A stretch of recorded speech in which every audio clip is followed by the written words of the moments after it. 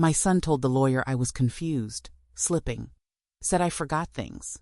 But I remembered every word he used to push me out of my own house. I didn't argue. I took notes. He said I left the stove on. I didn't. He said I couldn't remember dates, but I remembered the date he started speaking slower to me, the way he used soft tones, like I was a child, not a woman who raised him. He said it was just to help, while he made calls behind my back, moved money with my name on it, and switched the locks on a door I paid for. I watched it all from the corner of a room that used to be mine. I heard the laughter coming from my kitchen while they boxed up my photos and threw away my calendar. They put my medication in a labeled tray, then took the tray away, said they'd handle it from now on. My phone started ringing less. My name stopped appearing on envelopes. He told the neighbors I was resting, told the bank I was no longer able, told his wife that I'd finally settled down. But I wasn't settled. I wasn't slipping. I wasn't gone. I was listening, watching, writing things down when no one was looking. I made tea at night and thought about every detail they missed. The papers he left on the counter, the passwords she didn't bother to hide, the way they whispered power of attorney, like it was a kindness. I played the part. Let them think they were winning. Let them pat my hand like I was lucky to be cared for. I let them believe I was finished. But I wasn't. I was storing energy, like a storm held behind closed shutters. They thought I was done. Thought I was soft and slow and slipping. But I wasn't confused. I was calculating. I stayed. I gave. I taught them how to walk even when I was crawling. I gave up sleep so they could rest. Gave up new shoes so they could have field trip money. Gave up dreams I didn't have the luxury to chase. I stayed when it was hard. When my husband died and the house felt too quiet. When the heater broke, I put on another sweater and baked more to keep the oven on. When my son got sick in 3rd grade, I held him all night, forehead to mine, humming lullabies that my mother once hummed to me.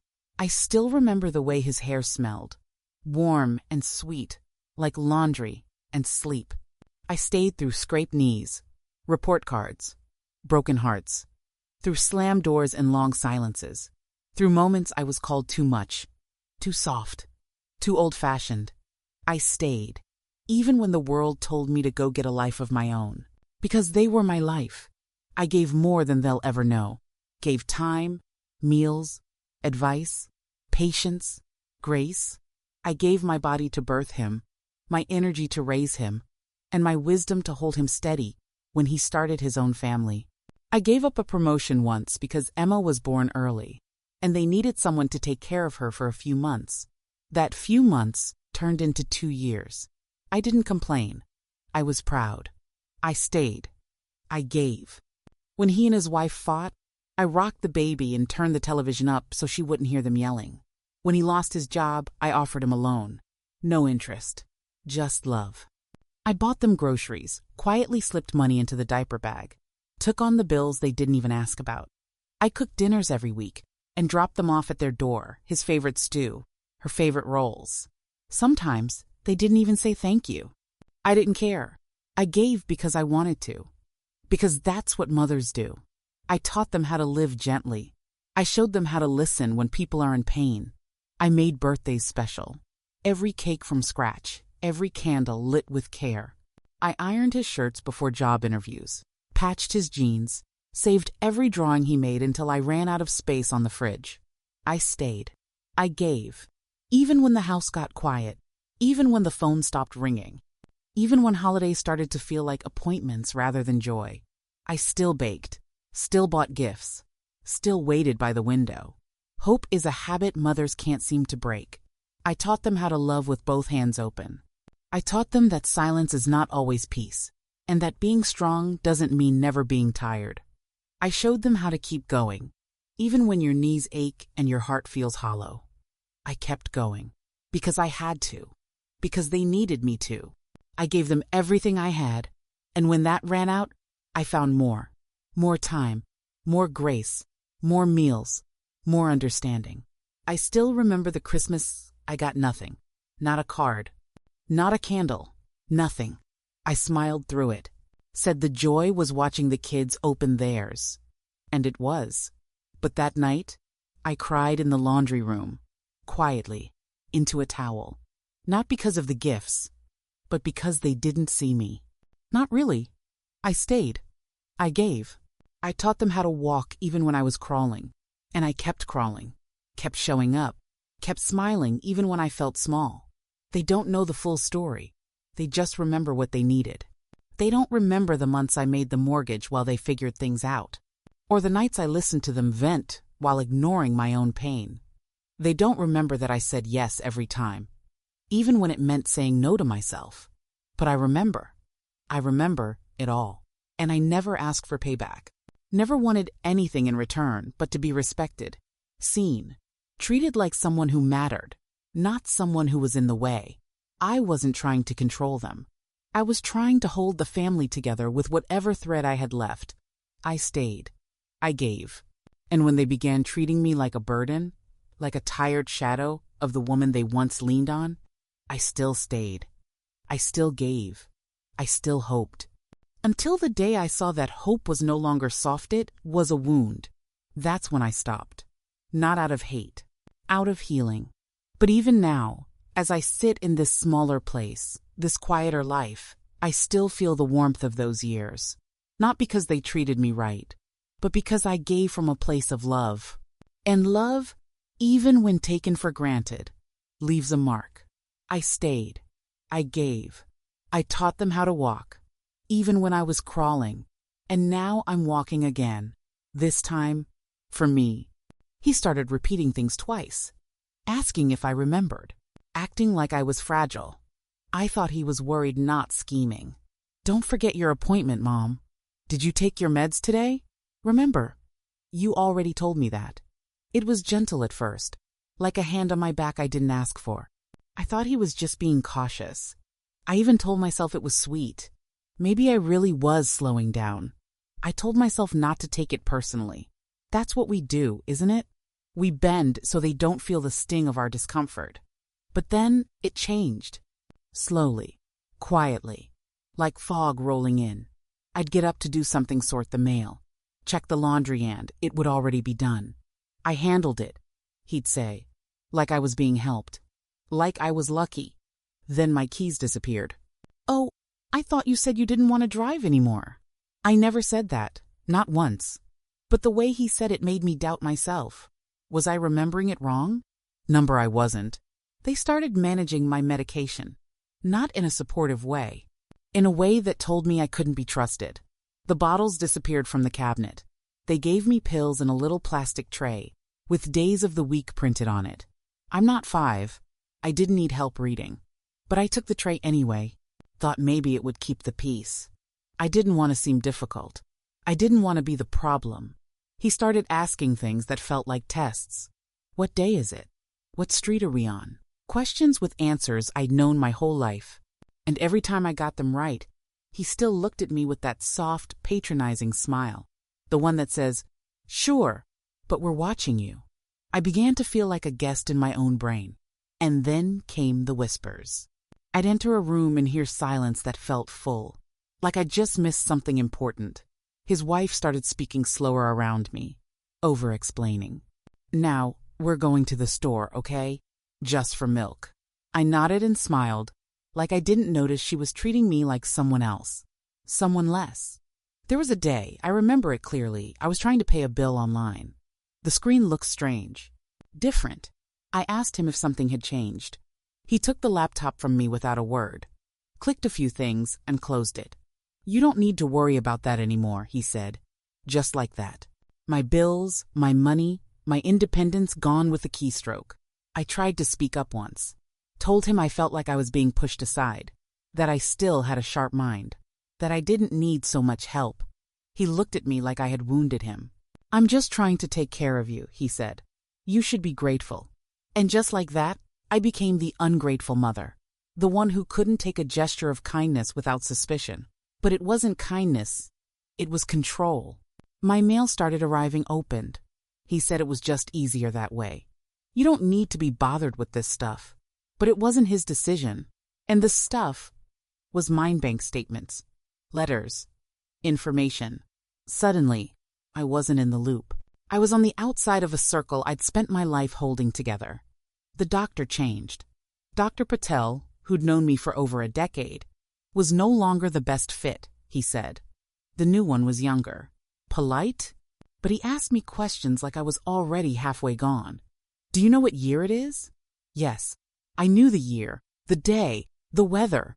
I even knew what color socks I had on. But none of that mattered. What mattered was what they wanted to believe. I didn't want to believe it. I still don't know the exact day the shift happened. Maybe it was the day he offered to take over the paperwork. Maybe it was the afternoon he moved my wedding album to the attic without asking. Maybe it was when I reached for the phone and realized half my contacts were missing. Names I'd collected over a lifetime gone. He wasn't worried. He was preparing, planning, creating a version of me that fit the story he needed to tell. The story where I was fading, slipping, needing to be rescued. But I wasn't slipping. I was stalling, giving them the benefit of the doubt, holding out hope that I was wrong, that maybe love still looked like protection, even when it felt like power. I remember sitting in the living room, folding laundry I still did myself, and thinking, why does it feel like I'm disappearing in front of everyone, and no one is stopping it? I didn't want to believe it, because once I did, it would mean I'd have to face the truth, that the boy I rocked to sleep, the man I protected through every mistake, was now the one writing me out of my own story. And that kind of heartbreak doesn't come with a loud crash. It comes with a quiet closing of doors, one at a time, until you realize there's no way out.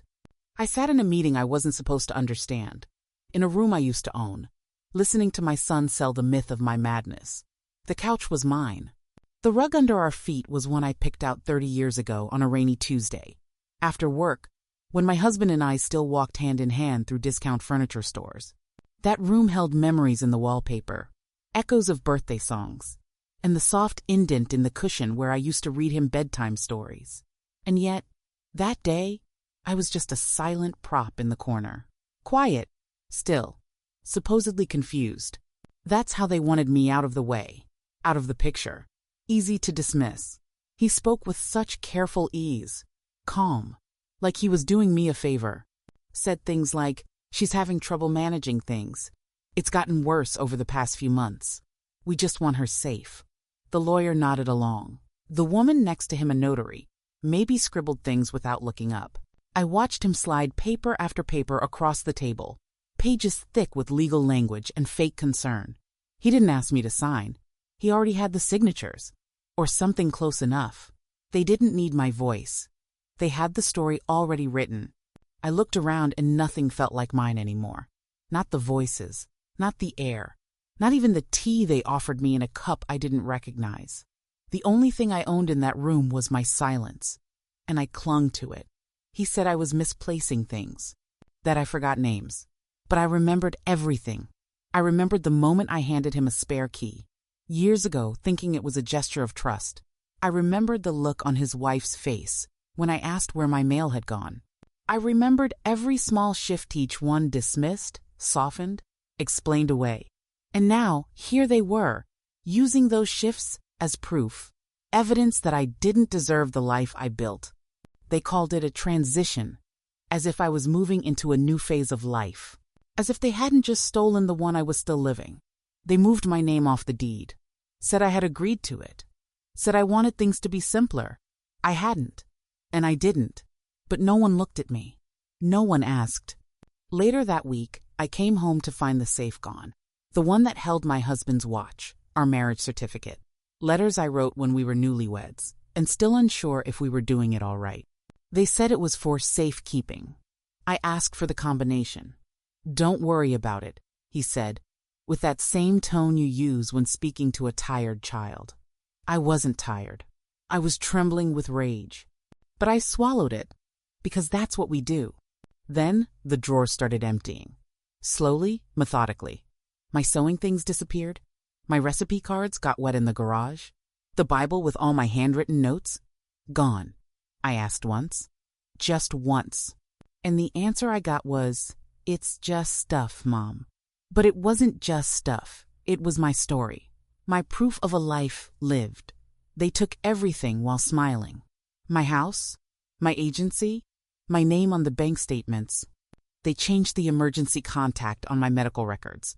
They set up appointments with doctors I didn't know, took over my prescriptions, refilled them late, then blamed me when I got dizzy, left me out of conversations about myself, talked at me instead of to me.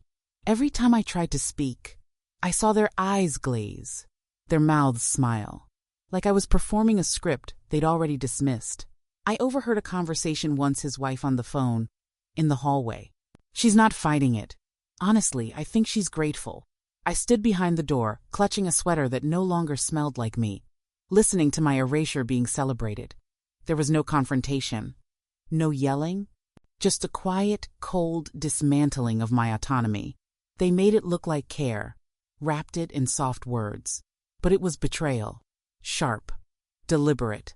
They took my life and recast it as theirs. Took my history and folded it into their future. Took my yeses, my sacrifices, my silence, and used them as tools. I couldn't breathe in that house anymore. Every room felt like a display, like I had been preserved and placed behind glass.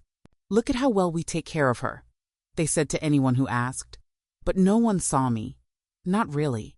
And that's when I knew. This wasn't about love. This wasn't about safety. This was about power, about inheritance, about ownership. And they thought I wouldn't notice, because they did it slowly, because they smiled, because I was a mother. And mothers don't fight back, right? But they forgot something.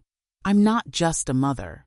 I'm a woman who built a life from scratch, who paid bills with coins, who stitched torn backpacks, who stayed up all night with sick children, then went to work with tired eyes and a full heart.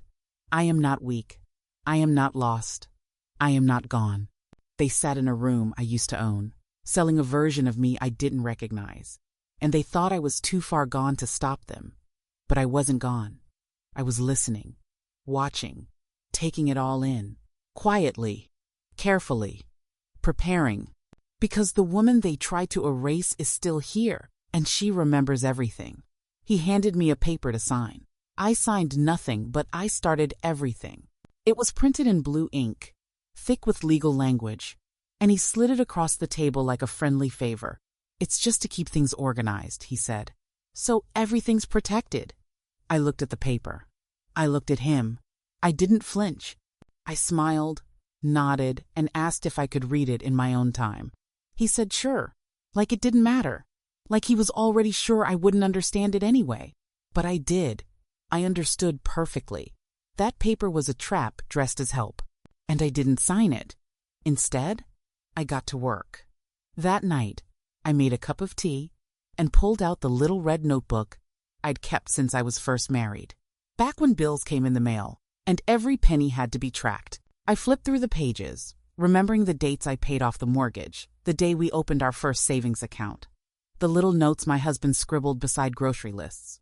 It reminded me that I wasn't just a mother. I was a record keeper, a witness, a protector. And I was still her. I wasn't screaming. I was reading. I took that paper and read it word for word. Circled things I didn't like. Underlined sections that didn't sit right. When I didn't understand something, I looked it up. I wrote down questions. I compared dates. I pulled bank statements, opened dusty file boxes, found the original deed to the house, my house, and the documents they didn't think I'd kept.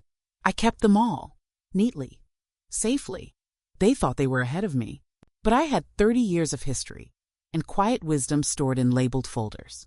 In the morning, I called the local library and asked if they had a notary. They did. I asked if someone there could help me research elder law. They could.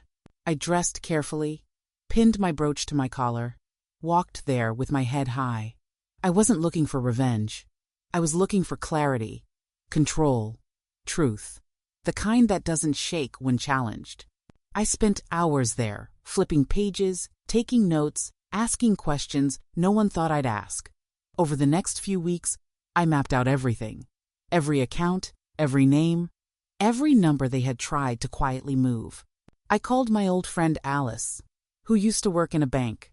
She came over for tea, and we sat at my kitchen table for 3 hours. She showed me what to look for. I showed her what I'd found. When she looked at me and said, "They've been planning this a while," I didn't cry. I already knew. He came home one evening and found me writing in my notebook. "Still journaling?" he asked, laughing like I was scribbling nonsense. I said, "Something like that." He didn't notice the legal envelope on the counter. Or maybe he did and thought it didn't matter. But it mattered. I called a lawyer the next day. Not someone flashy. Just a quiet, gray-haired man who answered the phone himself. I told him I wasn't ready to fight. I just needed information. We met in a small office with a single fan and a dusty bookshelf. I brought my documents in a canvas bag. He looked through them slowly, nodding. "You've done your homework," he said. "More than most people do before it's too late." It wasn't too late for me. Not yet. We began with small steps. Letters. Account holds. Title reviews. He explained what was legal and what was not. What they needed consent for and what they had skipped asking. Every discovery felt like confirmation. Not of their guilt, but of my clarity. I wasn't wrong. I wasn't slipping. I wasn't fragile. I was furious. Silently, smartly furious. Back at the house, I said less and watched more. They kept moving like nothing was happening, like I was still theirs to manage. Still, the woman who sat quietly and said thank you when she was handed the wrong medication or told what time dinner would be. But I had changed. They didn't see it yet, but I had. I moved slower, more deliberately. I asked for copies of things. I made phone calls behind closed doors. I created a new email account. I opened a private post office box. I started shifting the balance, inch by inch, without them even noticing. He handed me a paper to sign. I didn't sign it, but I started everything. A quiet storm, measured, focused, powerful. No yelling, no slamming doors. Just a woman remembering who she is, reclaiming what they thought they'd stolen. Not through revenge, through readiness, through reason. They thought they had me. But I was always just one decision away from reminding them that I raised them, that I built this, that the mind they dismissed was the same one that once taught them to tie their shoes and balance a checkbook. And now it was the same mind preparing to take it all back one silent step at a time. He thought I didn't know the difference between a trust and a trap, but I did. A trust is built on love.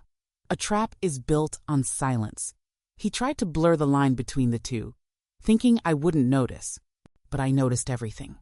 Every skipped explanation, every smile that didn't reach his eyes, every paper he asked me to sign just to make things easier. He thought I was slipping, but I was studying. The first thing I did was take my name back, quietly, carefully, legally.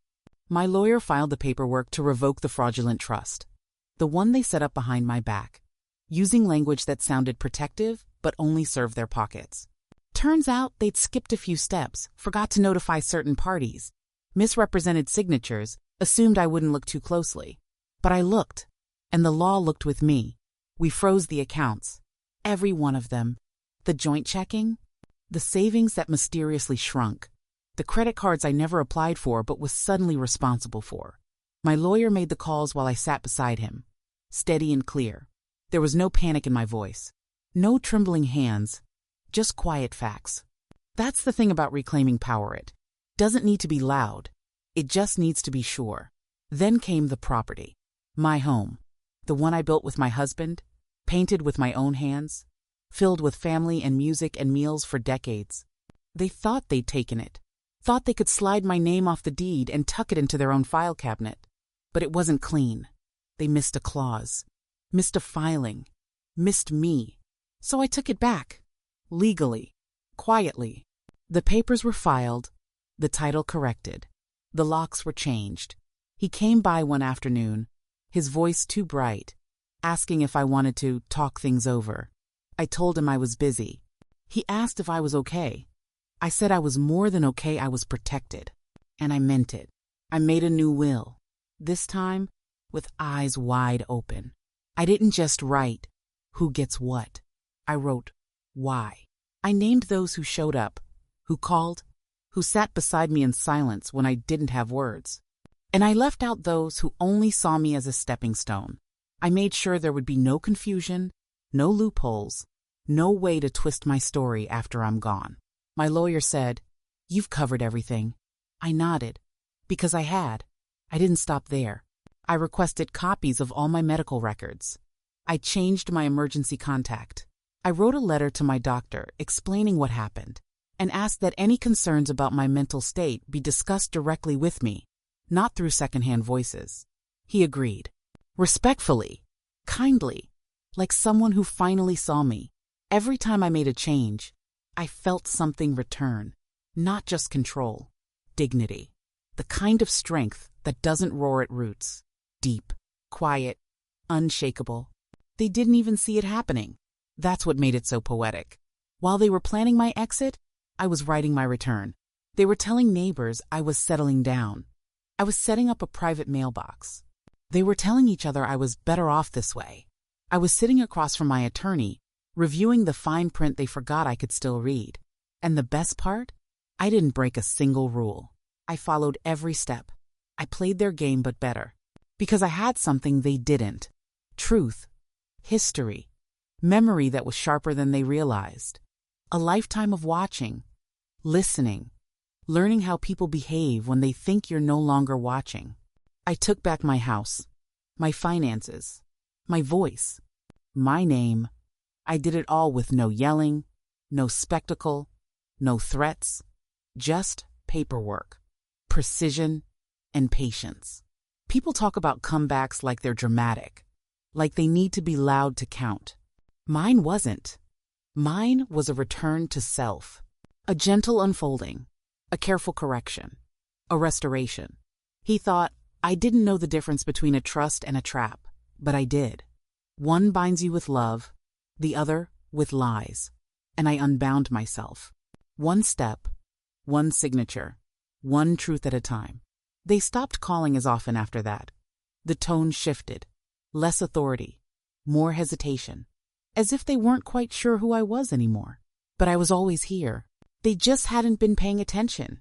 Now, I sit at my own kitchen table, drink tea from my own cup, open mail addressed to me, and sleep in a bed no one can take away. I don't need anyone's permission to feel safe anymore. I earned that back. And I took it all back, quietly. He came back to the house with a smirk and a spare key. I left the deed in my name, and the locks reset. I saw him walking up the path like he owned the place head high, keys in hand, the same way he did when he thought I was too far gone to fight. I didn't answer the door. I didn't need to, because the door wasn't his to walk through anymore. He tried the knob. Nothing. He tried the key. It didn't fit. He knocked twice. Then once more, louder. He even called my name, but I didn't come. I was sitting in the kitchen, sipping tea, steady and still, watching him through the lace curtain, calm as ever. He paced the porch for a while, clearly annoyed, checking his phone like it would open the door. He knocked again. This time, he said, "Mom, it's just me. Just him. The man who tried to erase me, repackaged as someone I should still trust." But I didn't open the door. I let the quiet speak for me. Because I had already said everything I needed to the record. With filings, with papers he never thought I'd read. I didn't yell. I changed the locks. I didn't accuse. I documented. I didn't argue. I executed. Every move had been measured. Every line checked twice. I hadn't raised my voice on Sanat when I found out they changed the name on the deed. Not when I saw the financial statement shift. Not even when my belongings disappeared one by one. But now, I had everything. And he had nothing but confusion on his face, and a key that opened a door no longer his. His wife called that evening, left a voicemail, her voice sweet and thin, wrapped in false concern. "There must be some mistake," she said. "We just wanted what's best for you." I didn't call her back. I forwarded it to my lawyer and deleted it. Let them talk to someone who understood boundaries, because they never did. I didn't plan to hurt them. That was never the goal. But I wasn't going to let them walk through my life like it was theirs anymore. Soft revenge isn't about striking back. It's about standing up quietly, completely, and without fear. I didn't threaten. I just made sure every door they once opened was now closed. Legally. Permanently. The bank statements are in my name now. The utilities, too. The taxes are current. The title is mine. Not shared, not overseen, mine. I even switched the insurance back to my name, updated the mailing address, set up a P.O. box. Every little detail they thought they had tucked away, I untucked. I traced the thread back to where they started and pulled it clean from the seam. The whole costume unraveled. It wasn't just the house. It was the narrative. The one where I was declining, where they were helping, where I was someone to be managed instead of someone to be respected. That story no longer lived here. And I made sure of that, without shouting, without breaking things, without a single dramatic scene. Just quiet, precision, just truth. He tried to re-enter in other ways. Left messages, emails, had friends check in on me. The same friends he hadn't introduced me to in years. I responded once, through my attorney. A formal note, clear and cold. All matters regarding property, assets, and estate are resolved. No further contact is necessary. That was all. I signed it in pen, calm and steady. Justice doesn't always come in a courtroom. Sometimes it comes in the form of a locked door, a reissued deed, a quiet woman who refused to vanish. I didn't scream. I just made sure the law spoke for me, loud enough for him to hear it from the other side of the door he could no longer open. I rearranged the living room the next day, moved the chair back to where I liked it, put my books on the shelf again, hung up the cross-stitch I'd made in 1982, the one they took down and couldn't find. It was in the garage, under a pile of boxes labeled Donate. I dusted it off and hammered it right into the wall-centered, proud mine. Sometimes justice looks like court filings. Sometimes it looks like lavender growing by the porch. I planted it after the locks were changed. A small celebration. A quiet bloom. The scent hits you soft and slow, just like my revenge. Not harsh. Not spiteful. Just real. Just lasting. He hasn't come back since. And if he ever does, there's nothing here for him. Not bitterness, not forgiveness. Just distance. Just the truth, grown wild and full in the soil they thought would bury me. I didn't raise my voice. I raised my standards. And I raised the dead parts of myself they thought would never bloom again. I didn't yell. I changed the locks. And it was the most peaceful sound I ever made. He said he was trying to help me. I believed him until I saw the paperwork. Not just the papers themselves, but the way they were worded. The dates, the missing conversations, the way my signature looked nothing like mine. It wasn't just a betrayal. It was a quiet rewriting of my life, and I'd been cast as the woman too frail to notice. But I noticed. And once I did, I couldn't unsee it. That's when the calls started. They called. I didn't pick up. First, it was him, my son. The boy I once held through fevers, whose broken arm I kissed through tears, who once told me I was the strongest person he knew. He called 3 times the first week after the lawyer finalized the reversal. Left voicemails full of confused sweetness, like none of it had happened. Just wanted to check in, Mom. We miss you around the house. Can we talk about this? No apology, no ownership, just words meant to keep control soft. I listened once. Just once. Then deleted it. I had nothing left to say to someone who rewrote my reality with a pen and a smile. He wasn't checking in. He was circling back, trying to clean up what he'd never call a mess. But it was a mess. One he made carefully, callously, and now expected me to mop up with forgiveness. They called. I didn't pick up. His wife called next. Her tone was sharper, like sugar that's gone hard. This isn't what we wanted, you know, she said in her message. You're making this harder than it needs to be. As if I was the one who filled out forms behind closed doors.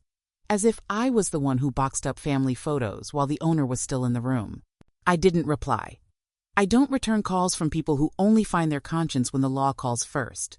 For a while, the phone went quiet. Then it started again. Other voices, this time mutual friends. A cousin from across town, even the church secretary. He just wants to make things right, they said. Maybe it was all just a misunderstanding. Number misunderstanding is forgetting a birthday. What they did was coordinated, legal. silent, and meant to shut me out. You don't misunderstand someone into homelessness. You don't misunderstand someone into medical decisions they never agreed to. They called. I didn't pick up. I made tea. I went to the library. I learned how to use online banking. I took long walks in the morning and slept deeply at night. I watered my tomatoes and read books I hadn't touched in years. I didn't cry much anymore. The tears had already been shed, quietly, into dishwater and dark rooms. Now I was building something new. And it didn't have a place for phone calls that started with lies. He sent a letter once, handwritten, neat. Said he didn't know what came over him. Said he was stressed, scared, overwhelmed. Said they were just trying to keep me safe. The word safe circled the page like a shadow. I folded it and tucked it in the back of a drawer. Not because I believed him, but because I wanted the reminder of what people are capable of when you let your guard down too far, too long. I started telling the truth in small circles, not loudly, just enough. A neighbor asked why I'd moved. I said, because I finally chose myself. A friend from church asked if I'd seen my son lately. I said, no, and I'm doing just fine. The story didn't need dramatic retellings. It just needed honesty. And I gave it that, quietly, fully, without shame. There's a myth that forgiveness is required for peace. I don't believe that anymore. I believe peace is the choice to stop bleeding for people who cut you twice and call it care. I believe peace is a boundary, not a blanket. And I wrapped myself in that truth like a shawl on a cold morning. I don't hate them. I don't wish them harm. I wish them silence, reflection, the kind that makes a person look in the mirror long enough to see their own choices staring back. I hope one day they understand what they did, not because I explained it, but because they finally saw what was lost. Me, my trust, my presence, my softness. They thought I'd always be there, always answer, always cook, fold, forgive. But I am not eternal in their story. I stepped out. I wrote a new ending. One where the phone rings, but the woman on the other end doesn't answer. Not out of anger, out of peace. He said he was trying to help me. I believed him until I saw the paperwork. And now, I believe in something else. I believe in my own voice, my own story, my own name on the door. They called. I didn't pick up. I was too busy being free. Maybe I wasn't the burden after all. Maybe I was just the mirror they didn't want to look into. The proof of everything they wanted to avoid aging. Responsibility. The truth about how easy it is to take and forget who gave. For years, I thought I was in the way. I thought my silence was kindness. I thought if I just stayed useful, they'd keep seeing me. But the truth is, they stopped seeing me long before they moved the papers. They stopped seeing me the day I stopped being convenient. Now I see myself. In the quiet. In the peace I built with my own hands. In the morning light that spills across my kitchen table. The one I sit at without fear, without waiting for someone to say what I can or can't do. I sit there with my tea and know that every scar on my hands is proof of building something real. Something lasting. I was never the burden. I was the structure holding it all up. And when I stepped away, they crumbled. That tells me everything. There's a power that comes when no one is watching you anymore. When the spotlight has moved and you're left in the soft corners of your own life, that's when you start hearing your own thoughts again. Not the voices of guilt or expectation, just your own. At first, it's strange. Then it becomes beautiful. Now I wake up not thinking about what they need. I think about what I need. A soft robe, a walk around the garden, a song I haven't heard in years. There are still days when the silence feels wide, not empty, just wide, like a field waiting for seeds. I don't fill it with noise. I let it stay quiet. Let it breathe with me. I let myself exist without performing. I sit in my own skin, not trying to prove I deserve space. I already do. Sometimes I think about all the times I said yes when I wanted to say no. All the days I ignored the pit in my stomach just to keep peace. Peace that was never really mine, just borrowed, conditional, fragile. Now, I own my peace. It doesn't come with a cost. It doesn't need to be maintained by sacrificing pieces of myself. It's mine. Whole. Simple. I've started writing again. Not for anyone else. Just for me. Short thoughts. Little reflections. Some days I write about what I've learned, like how loneliness isn't the same as being alone. Being alone can be sacred. It means every choice is yours. Every bite of breakfast. Every book on the shelf. Every curtain you choose not to close. It's all yours. And that kind of ownership, after years of being managed, feels like rebirth. I go to the market now, and no one rushes me. I ask questions. I take my time. I don't apologize when I count out change. I don't explain why I'm buying just 1 apple or 3 potatoes. I don't owe anyone an explanation for my life. Not anymore. I found a bench near the lake where I sit most Sundays. Watch the ducks. Watch the water move without urgency. I never noticed how many shades of blue exist in still water until now. I think healing looks like that, layers of quiet color. Always there. Just waiting for you to stop and look. People still ask if I'm in touch with him. I just say, number. No stories. No excuses. No need to defend the boundary I've built. It stands on its own. I don't hold grudges. I hold lessons. I carry them like a well-worn purse. Not heavy, just familiar. A reminder. Sometimes Emma sends me little notes. One said, "You're the strongest woman I know." I smiled when I read it, not because I need the praise, but because she saw me, really saw me. That's more than her parents ever gave. And I hold that letter close. Not to heal. I've already done that. But to remind myself that the strength I thought had vanished was there all along, just waiting to be named. I dusted off old photo albums last week, flipped through pages of faces frozen in time. Some smiled back with love, some with memories I'd rather forget. But they're all part of it. My life, my choices, my story. And I don't regret a single page, even the painful ones. Because every one of them led me here to this moment, this clarity, this truth. They said I was slipping, but I stood taller than I ever had. Alone and steady. There are more of us than they know. We're not loud, and we're not marching down streets with signs.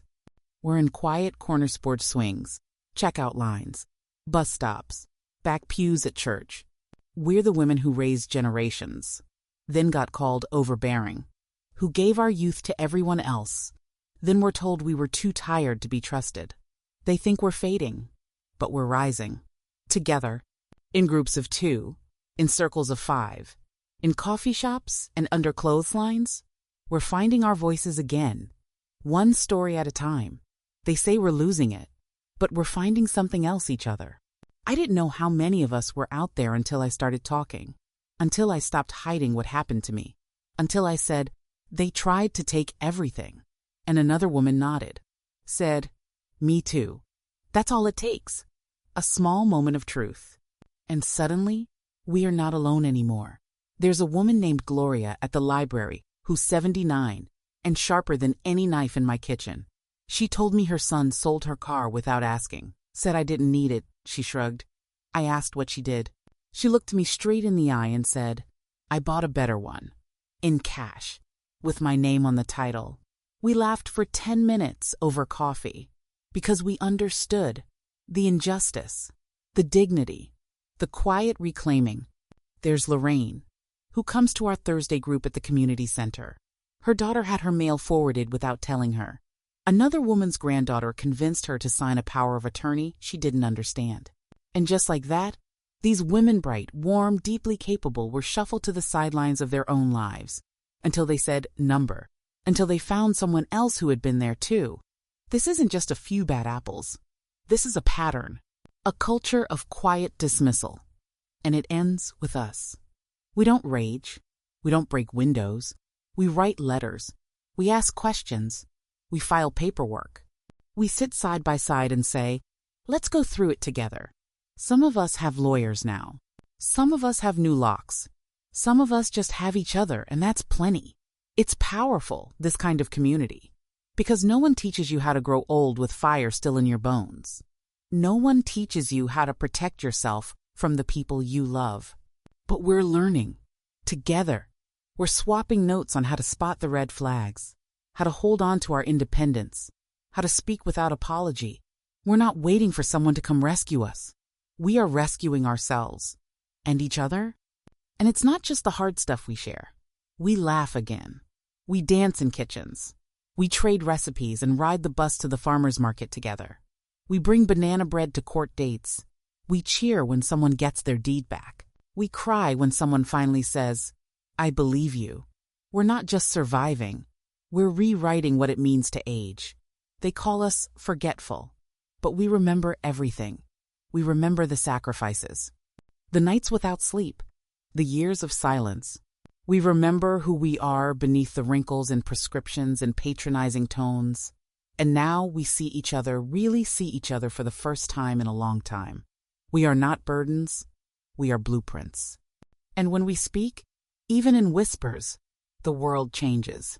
They say we're losing it, but we're finding something else each other. And that, my friend, is the beginning of everything. Please complete word count throughout all script and follow all guidelines. They'll learn my name in the will. Not because I left them everything, but because I left them exactly what they earned. It won't be what they expected. They expected access, assumed ownership, believed their names would roll down the page like rewards for simply existing beside me. But they'll find a different story, one written slowly, with a clear hand and a quiet heart. They will see the pages and realize too late this woman they underestimated was documenting everything. Every silence, every kindness, every theft, every name remembered, and every name left off. I didn't write my will with vengeance. I wrote it with precision, with peace, with the kind of clarity that comes only after surviving something that tried to erase you. My name is on every line that matters. On the house, on the accounts, on the garden I planted again from scratch. I left the titles clean, the instructions sharp, no confusion, no opportunity for rewriting the truth after I'm gone. When they read it, they'll find no loopholes, no space to twist the ending into something sweeter. They had their chance to write a different chapter with me. Instead, they tried to end the story early. Now I'm the one who gets the last word. The house goes to Emma. She was the only one who came back not with apologies, but with presence. She sat with me when the others stayed silent. She brought soup when I had the flu and stayed through the quiet moments without asking for anything.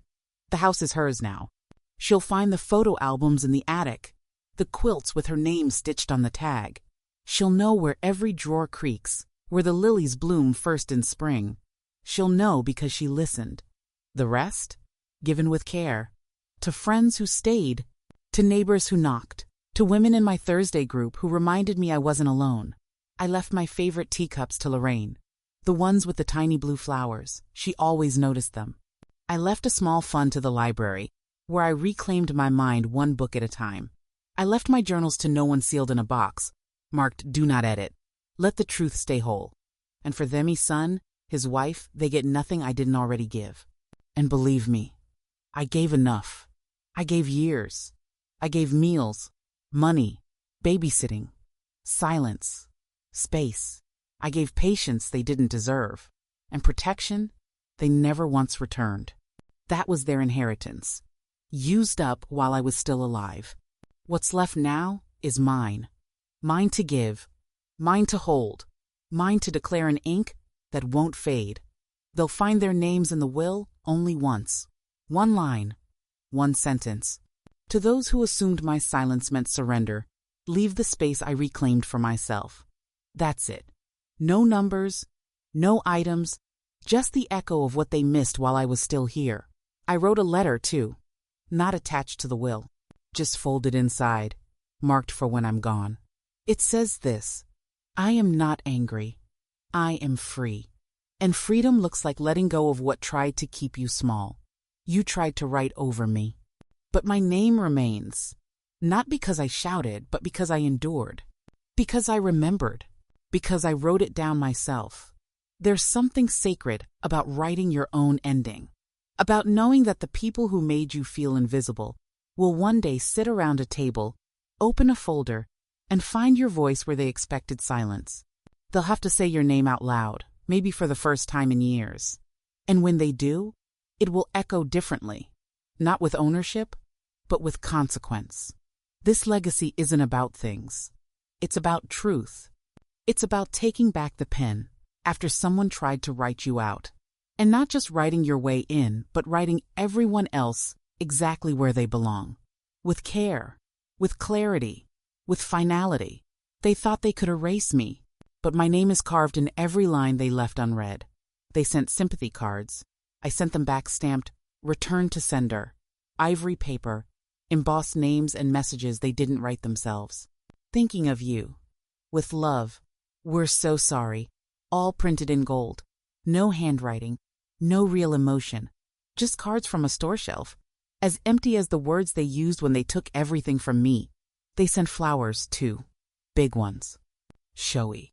Lilies and roses and things I never liked. Arranged to impress, not to heal. Wrapped in ribbons.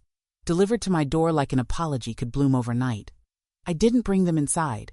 I didn't even smell them. I turned the vases around and wrote 2 words on each envelope. Not accepted. I walked them back to the post office the same day. Didn't hesitate. Didn't wonder. Just handed them over, looked the clerk in the eye, and said, "These go back." I didn't need an audience. I needed the message to be clear. You cannot bury betrayal beneath petals. You cannot soften what you did with fragrance and fluff. They didn't send love. They sent guilt, dressed up like remorse. When you erase someone while they're still living, you don't get to mourn them when they leave your life. You don't get to cry when the door closes after you pushed it shut. They didn't lose me. They gave me away deliberately, quietly, with pen strokes and paperwork. I didn't vanish. I walked.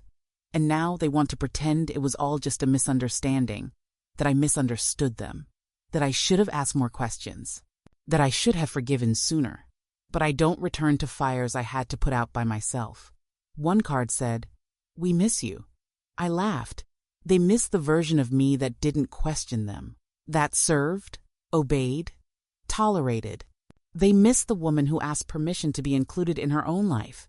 That woman doesn't live here anymore. She locked the door behind her.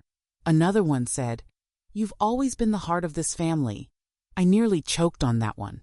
If I was the heart, they treated me like one that could be replaced, something they could silence, numb, control with wires and pills and signatures. And when it beat too loudly when I pushed back, they decided I was broken. Now they want to feel good again. They want the comfort of being forgiven, without doing the work to deserve it. They want me to give them peace, without them ever giving me justice. I'm not angry anymore. But I'm not forgetful. I don't sit around wishing things had gone differently. I don't daydream about reconciliations over tea. I water my plants. I bake what I like. I talk to women who've been through worse and still stand taller than ever. I am full. Not because they came back, but because I didn't. Forgiveness is not a performance. It's not a favor you hand out to make other people feel lighter. It's not a transaction. What they wanted was not forgiveness. It was relief. They wanted to sleep easier at night, knowing I didn't hate them. But I don't hate them. I see them. That's all. I see the choices they made. I see the silence they used. I see the way they wrapped harm in concern and called it love. That's not love. That's manipulation. So no, I didn't keep the flowers. I didn't hang their cards on the fridge. I didn't call to say thank you. Because I'm not performing gratitude for people who only remember me when the consequences show up. I gave them years of my life. That was the gift. That was the offering. They spent it. They don't get change back. The last card I opened had nothing written inside. Just blank white space. And I thought that's more honest than anything they've said. Because now, finally, they've said nothing. And nothing is what's left between us. They sent sympathy cards. I sent them back stamped, "Return to sender." And it felt like closing a chapter with no missing pages. I rented a little cottage and planted tomatoes. That's how the new chapter began, not with lawyers or paperwork, but with soil under my fingernails and the soft sound of wind through the trees. The place is small, just 2 rooms and a porch, a cracked step that creaks when you step too far left. But it's mine. Not because I own it, but because I chose it. Every square inch holds only what I've allowed, in peace, space, light. I don't need much now.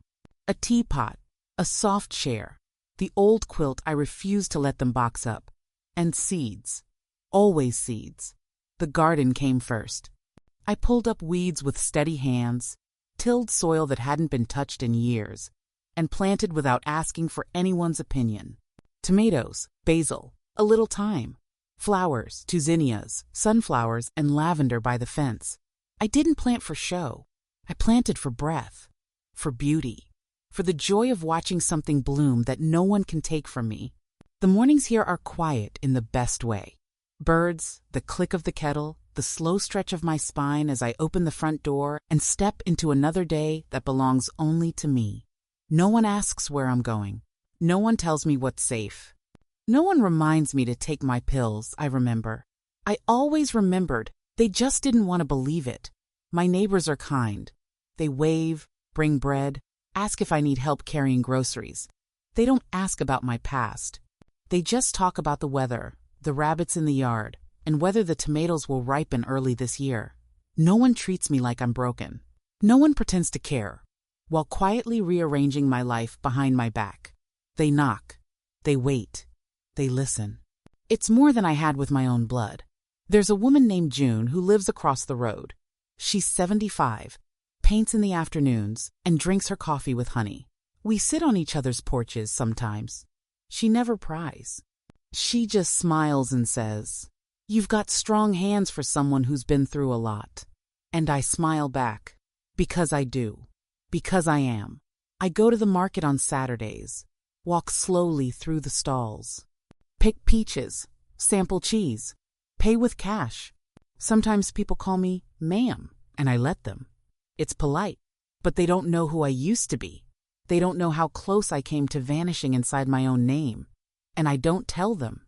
Not because I'm hiding. Because I'm healing. Healing looks like small things now. The smell of tomatoes on the vine. The way the porch feels under my bare feet. Reading a book cover to cover without interruption. Falling asleep without worry. Waking up without dread. I bought a new journal. The first page says, "This life is mine." I write in it every day. Not long entries. Just little things. Watered the lavender. Made soup from scratch. Heard a hawk cry and didn't flinch. Some days I write poems. Some days I just write the weather. It's not about what's written. It's about who is writing it. Me. No filter. No permission. No watching over my shoulder. People still ask what happened. People from the old neighborhood. Old friends from church. I tell them the truth, but only in pieces. I moved. It was time. I needed quiet. And most of the time, they understand. Those who don't, I let go. I've learned I don't need to carry everyone. Just myself. And that's more than enough. There are evenings when I sit with a glass of iced tea and just breathe. Watch the sky shift from gold to soft gray. Watch the garden lean toward the night. I feel safe here.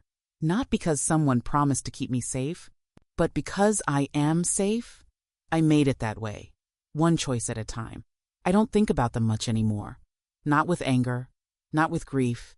Just space. I needed space. And now I have it. Space to grow. Space to root. Space to be seen without being scrutinized. I still keep keys in a dish by the door. Not because I'm afraid. Because they belong to me. This home is quiet, but it's alive. There's laughter here. Mine. There's music here. Mine. There are tomatoes on the windowsill. Ripening in the sun, I finally sit under without apology. Here, no one asks if I'm confused. Just if I want coffee. They told the world I was losing it. So I wrote it sharp, clear, undeniable. Not in anger. Not in chaos. But in pen, slow and steady. I wrote the truth in my own words. On my own time. In letters they'll never be able to rewrite. I didn't shout. I didn't plead. I didn't try to convince anyone. I simply told it how it was, how it felt, from the only place that had never failed me. My own memory. The first letter I wrote was to myself. I needed to see it all in one place. Every betrayal. Every lie. Every time they said, "It's for your own good." I wrote down the day they moved my accounts. The day I found the deed changed. The night I sat in the kitchen, realizing they hadn't just made a mistake, they made a decision to erase me softly, smiling the whole time. That letter is tucked in a drawer now. Not because I need to revisit the pain, but because I need to remember that I survived it. The second letter was to my son. I didn't send it. It wasn't for him.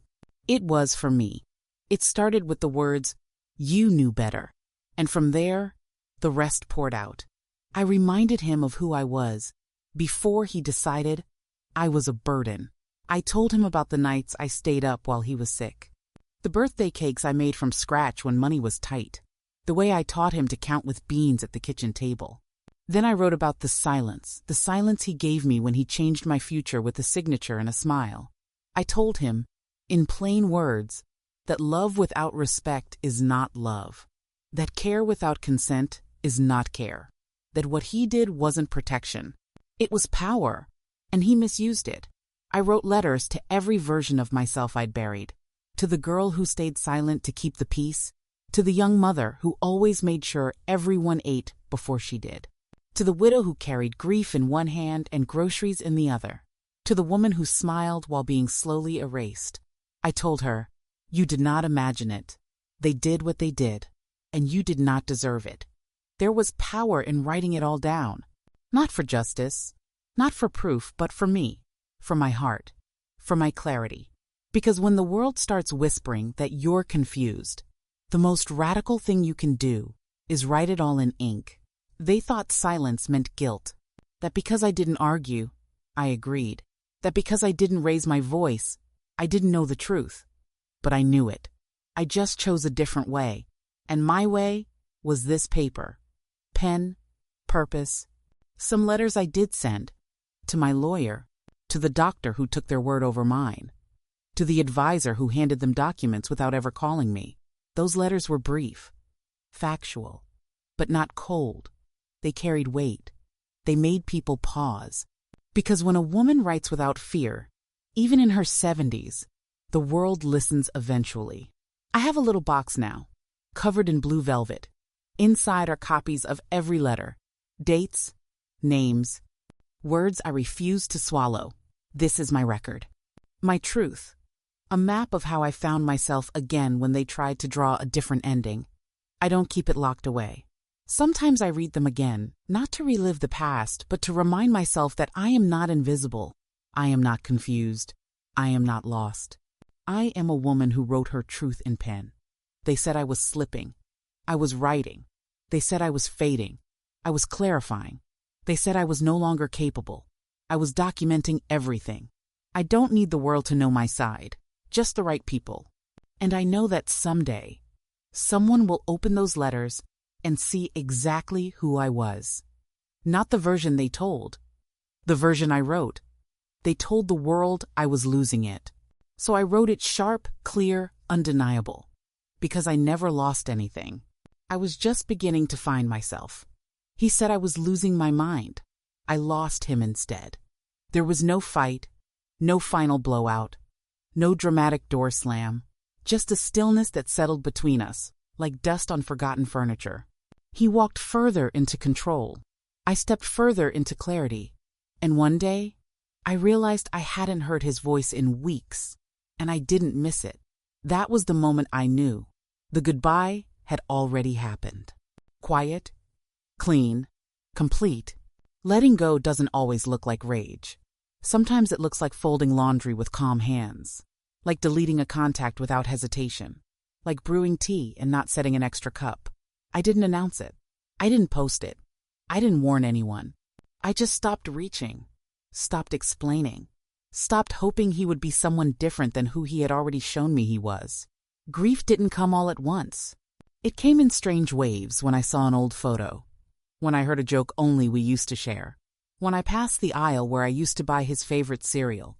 But each time, the wave was smaller, softer, until finally, it became a ripple I could step over without flinching. I let go without a sound. There were moments when I thought maybe I should say something, write one last letter, call and explain what he did, how it felt, why I could never come back. But I owed him no education, No lesson. Some people don't need your truth. They need your absence. So I gave him that. When people asked if we still talked, I said no. Just that. No stories. No justification. Just a boundary that didn't require defending. And they understood, at least, the right ones did. The rest didn't need to. I didn't mourn who he was. I mourned who I had to become to survive him.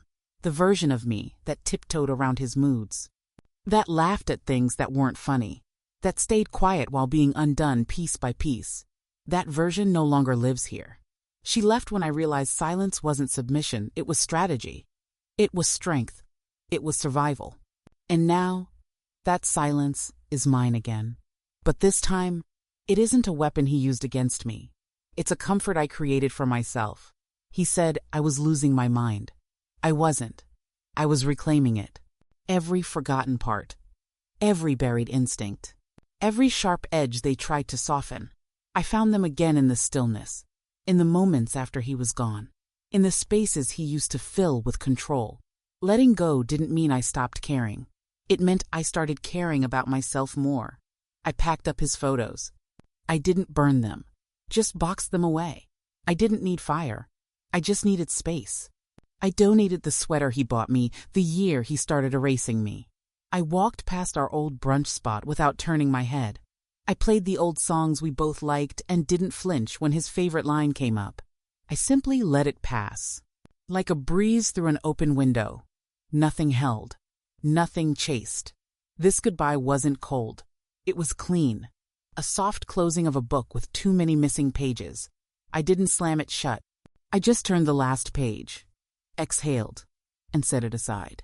There's no bitterness here, no revenge, just the quiet dignity of someone who knows she deserved more and finally gave it to herself. People say forgiveness is a gift you give to others. I don't agree. For me, the real gift was the goodbye, the space, the breath, the soft yes I finally gave to myself. I didn't need to forgive him to feel peace. I needed to release him. And I did. Without a sound. He said I was losing my mind. I lost him instead.